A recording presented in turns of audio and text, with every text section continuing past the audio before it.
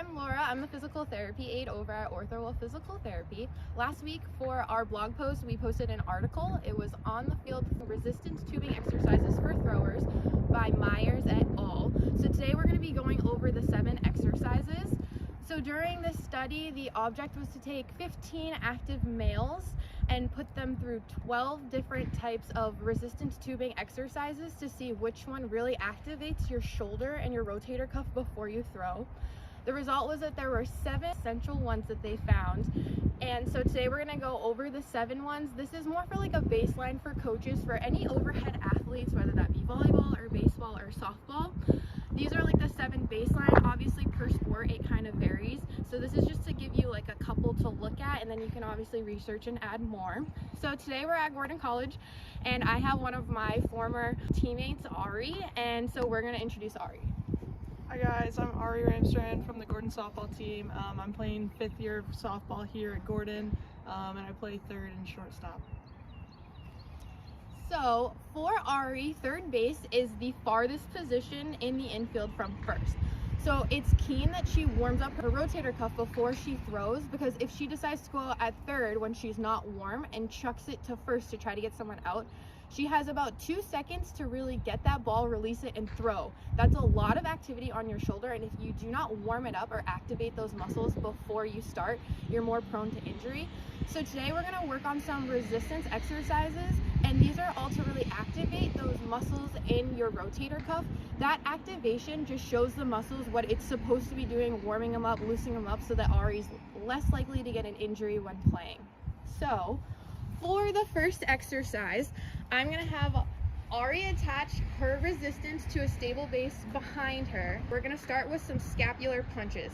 So from here, she's going to have good posture, slight knee bent. Her chin is going to be tucked just a little bit. Her arm is raised out in front of her with the resistance right behind her, right at shoulder height.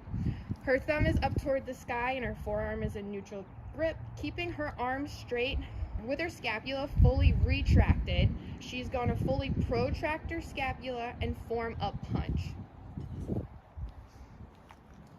So if you're just watching, Ari is only using her scapular, right? Going right here that she's really retracting, really protracting. She's not at all leaning or cheating by using other muscles in her body. She's just really isolating her shoulder during this motion. So from this, she's going to be facing the same way. This is basically performing the throwing motion.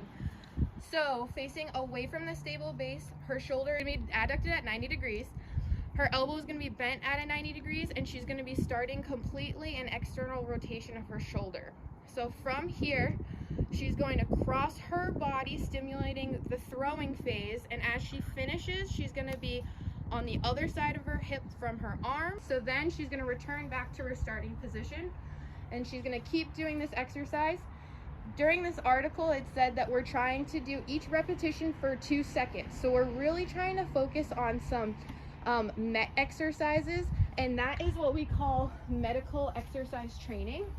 This means that we're using low resistance and high repetition. So all of these can be performed in about 10 minutes because they're saying that each exercise is going to be performed for 30 seconds and each repetition is supposed to be 2 seconds long. So as you can see, she's really pumping. We're not slowing. We're not really trying to work on strength right now. We're just trying to work on stability and warming up and activating those shoulder muscles. The next exercise, we're going to be having Ari turn around, and now we're going to be focusing on shoulder throwing deceleration. So she's facing toward the stable base. She's starting opposite from the throwing acceleration, so her hand is going to be across her body at her opposite hip. And then from here, she's going to pull across her body, adducting her shoulder to 90 degrees, having her elbow flex at 90 degrees, and she's going to be fully in external rotation. So again, we're going to do this for 2 seconds, for 30 seconds long, really trying to pump that arm. For the next one, in a similar motion, this is the external humeral rotation at 90 degrees of abduction. So from here, Ari is going to adduct her arms. She's going to have a nice 90 degree.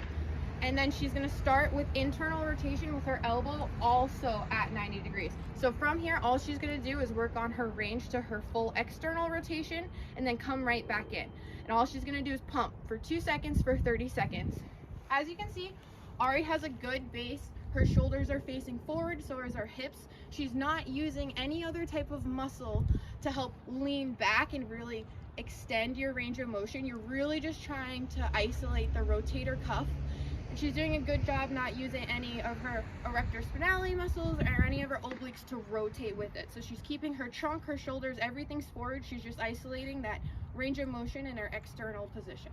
The next one that we're gonna have her do is what we call low scapular rows. So Ari's gonna start with her forearm in neutral position. She's gonna bring her hand up so that it's about almost parallel with her shoulder. Her elbow is gonna be straight. From here, she's really gonna bend her elbow and she's gonna bring her elbow back. You don't even have to go as far as like really going back. Just going to right by your side a little bit further than your back is all you need. So we wanna keep this nice 90 degree, and then she's gonna let her arms stretch back out in front of her. As she rows back, she's isolating her scapula, so she's really retracting. So you're using your shoulder blade and you're really trying to isolate your shoulders so you can get that all warmed up by just doing these rows. For the next one, we are going to raise her resistance just a tad. And then Ari's gonna wrap it up just a little bit. You want resistance as you start. So same thing, her elbow is gonna be out in front of her. Her hand is gonna be almost at shoulder height. And so these are also known as straight arm pull downs. They call them shoulder extension, but another one that we use for PT is straight arm pull downs. So from here with her straight arm, she's just gonna pull down until her arm is parallel with her body out vertically, and then she's gonna come right back up. So she's gonna pump, continue to do these. Again, we're really working on doing a little bit of retraction with your scapula as you do these. We're not trying to have you hike. We're really just trying to isolate your rotator cuff. So you want to make sure that you're kind of depressing your scapulas just a little bit as you do this, so it allows you not to hike up. We're really just trying to warm up the rotator cuff. And then the last one that we have from you, I'm going to have Ari disconnect from the stable base. You can put this lower for this one, but I'm going to have Ari stand on it just because her band's just a little bit longer. So this next one is what we call shoulder flexion. So Ari's going to stand with the band right next to her, her shoulder down, neutral grip, so that when she raises her arm, her thumb is going to be straight up toward the sky. So all Ari's going to do is keep her arm nice and straight, her elbow straight, and she's going to raise it up overhead, and then she's going to come back down. Again, 2 second speed for each repetition. Ari's doing a good job of not hiking up her shoulder as she raises, right? We want her to remain relaxed. So depressing the scapulas just a little bit so that you're really only isolating your shoulder, your rotator cuff. And she's just going to continue going over. Alrighty. So those are the 7 exercises that we have for you from the article. Obviously, they're just a baseline. You can feel free to research, explore more. For softball here, when I was playing, we would always do these before we threw. Some of the ones that we added was elbow external rotation and internal rotation. It obviously depends on which overhead sport you are training your athletes for, but resistance tuning has been able to help. There are other articles that show that it can help, so just researching a little bit more on whichever overhead sport you're playing. If you have any other questions, feel free to visit that link that we posted last time. Thank you for watching.